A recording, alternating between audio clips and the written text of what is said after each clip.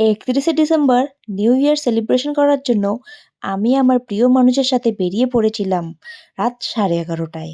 বাড়ি থেকে বেরিয়ে ৫-৬ কিলোমিটার যাওয়ার পরেই দেখি এক জায়গায় খুব বড় করে একটা প্রোগ্রাম হচ্ছে। আমরাও সেখানে দাঁড়িয়ে পড়লাম সেই প্রোগ্রামে। জানি এখানে নিউ ইয়ার সেলিব্রেশন হবে, তাই আর দেরি না করে আমরাও চলে গেলাম সেখানে। তো আমাদের জাস্ট এক্সাইটমেন্টটা দেখবে কিভাবে আমরা নিউ ইয়ার সেলিব্রেশন করেছি।